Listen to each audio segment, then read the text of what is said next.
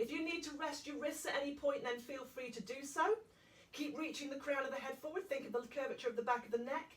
Pelvis stays level and still. As you breathe out, lift your right leg and then lower. Lift left leg. Breathe in to lower. Breathe out to raise, in to lower. You should feel those glutes engaging further. One more on each side. And then bring the knees down. Take a moment. Just take the pressure out of your wrists. So sitting up nice and tall, have those knees bent. Doesn't matter whether feet are flat or whether the heels or whether the toes are up. Doesn't matter. Try to notice that as you sit up and you really look to bring yourself up into full height, the chin is slightly drawn in. Think about the position your head is in again, because the likelihood is you're going to want to push your head forward.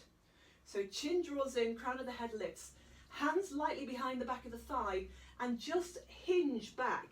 So we haven't lost any of the space at the front edge of the body. We certainly haven't rounded. We're not rolling into this.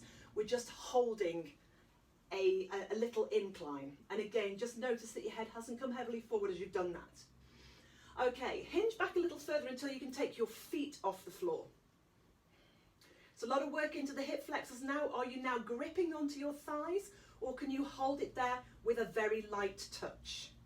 Shoulders stay down. Keeping this same position, can you extend your right leg? Can you bend? Can you extend your left leg? Can you bend? So it doesn't matter if your leg doesn't go completely straight. The important thing is that in the effort of trying to straighten the leg, you don't sink and fall into the lumbar spine. So think about keeping those spaces, front edge of the body again, shoulders down. For those of you that can, maybe take the hands away. If you need to keep hold of the backs of thighs, then do that. And again, keep lifting up. Those abdominals should be working quite strongly. You may feel a corresponding lift of pelvic floor.